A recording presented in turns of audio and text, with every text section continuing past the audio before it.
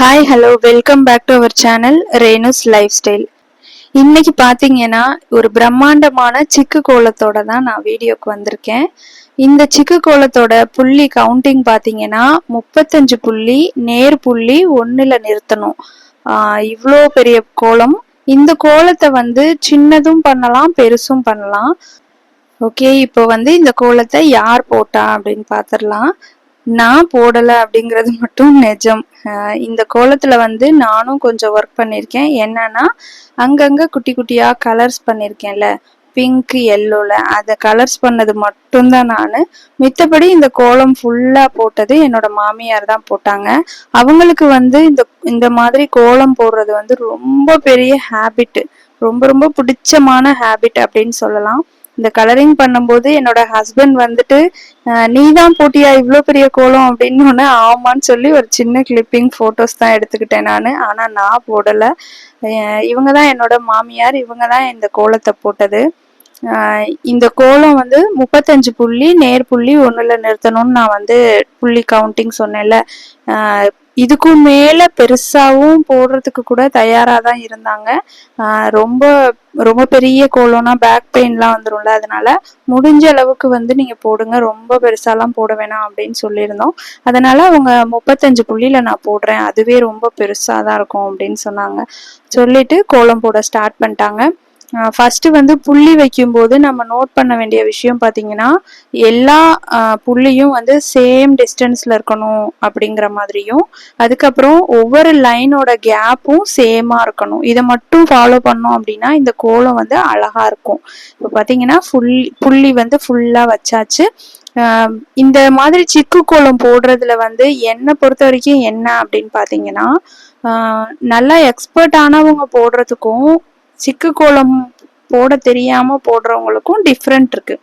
அது என்னன்னா, ஈஸியா அந்த வளைவு நெளிவெல்லாம் பர்ஃபெக்டா அழகா வந்துடும்.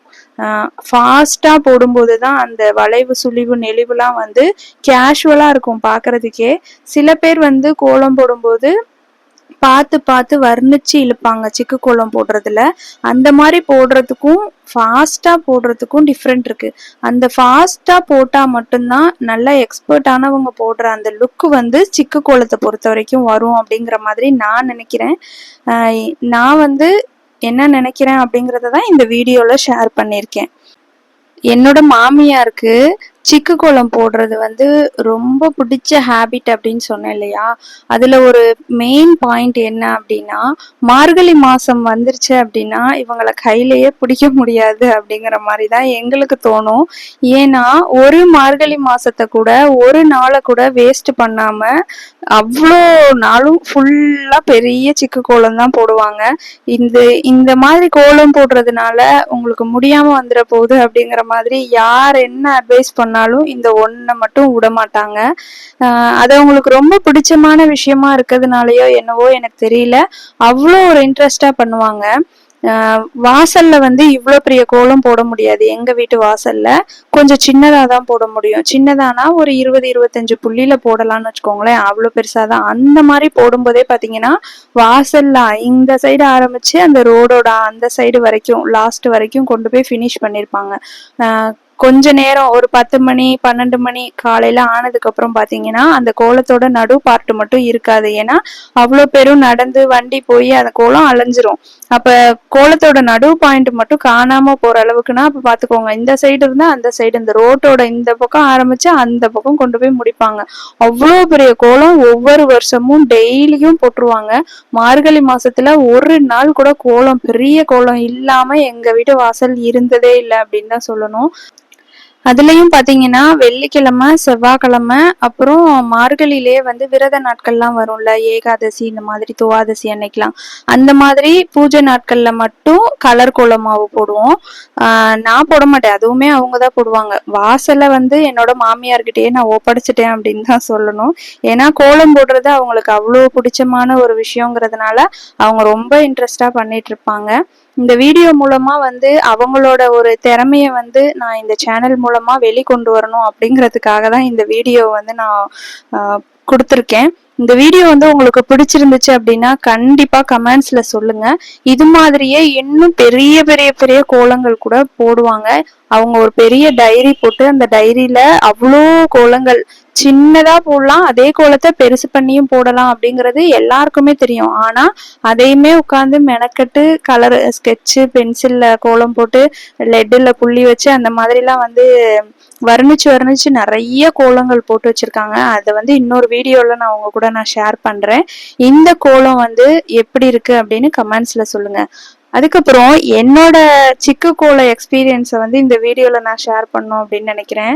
எனக்கு கல்யாணம் ஆன புதுசுல பாத்தீங்கன்னா சிக்கு கோலம் நிறைய இவங்க போடுறத பார்த்து ஆசைப்பட்டுட்டு நானும் சிக்கு கோலம் போடலாம் அப்படின்னு சொல்லி ஒரு நாள் பெரிய கோலம் போடலான்னு பிளான் பண்ணி வச்சிருந்தேன். 2-3 டைம் பேப்பர்ல கூட வரைஞ்சு பிராக்டிஸ் எல்லாம் பண்ணனேன்னு வச்சுக்கோங்க. ஆனா வாசல்ல புள்ளி வச்சு போடும்போதுதான் பெரிய பெரிய தப்புங்களா பண்ணிட்டு இருந்தேன். கோலம் போட்டு முடிக்கிறதுங்குள்ளயும் எவ்வளோ மிஸ்டேக்கு, அந்த மிஸ்டேக் அப்புறம் திரும்ப அழைச்சிட்டு பண்ணி அப்பா ரொம்ப கஷ்டப்பட்டு போனேன். சிக்கு கோலம் வந்து சின்ன சின்ன சிக்கு கோலங்கள் எனக்கு தெரியும். அதாவது ஒரு 10 புள்ளி அந்த மாதிரி குட்டியா ஈஸியா இருக்கும்ல, அந்த மாதிரி குட்டி குட்டி கோலங்கள்லாம் தெரியும். ஆனா ரொம்ப பெரிய கோலம் அந்த சின்ன கோலத்தையே பெருசா பண்ணலாம் அப்படிங்கிற மாதிரி. இப்ப இந்த கோலத்துல பாத்தீங்கன்னா நடுவுல ஒரு பாக்ஸ் மாதிரி டிசைன் வந்திருக்குல்ல, அது வந்து 5.5 வரிசையில அந்த கோலம் போடலாம். அந்த மாதிரி அதே கோலத்தையே பெருசா போட்டிருக்காங்க. ஆனா பெருசா போடும்போது நிறைய கன்ஃபியூஷன் வந்துடும் எனக்கு. ஒரு நாளைக்கு வந்து போட்டி மாதிரி வச்சு கூட போடலாம் அப்படின்லாம் தோணுது எனக்கு. ஏன்னா சிக்கு கோலம் வந்து நம்மளோட ட்ரெடிஷ்னல் அப்படிங்கிறப்ப அதை வந்து கத்துக்கிறது தப்பில்லை அப்படிங்கிற மாதிரியும் தோணுது எனக்கு. போன வருஷமே பாத்தீங்கன்னா மார்கழி மாசத்துல ஃபுல்லா வந்து எல்லா நாளும் நீங்க போடுற வீடியோ வந்து கோலத்தை வந்து வீடியோவா ஷூட் பண்ணலாம் அப்படின்னு பிளான் பண்ணியிருந்தோம். ஆனா டெய்லியும் வந்து எழுப்புவாங்க, நான் கோலம் போட போறேன் வரீங்களா அப்படின்னு கேட்டு எழுப்புவாங்க. சுத்தமா எந்திரிக்க முடியாம எல்லா நாளையுமே மிஸ் பண்ணோம்.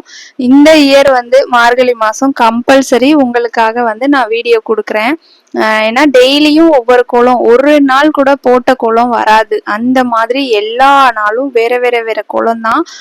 சிக்கு கோலத்திலேயே இவ்வளோ டிசைன்ஸ் வந்து போட முடியுமா அப்படிங்கிற மாதிரி ஆச்சரியமா இருக்கும். அந்த அளவுக்கு தான் போட்டுட்டு இருப்பாங்க.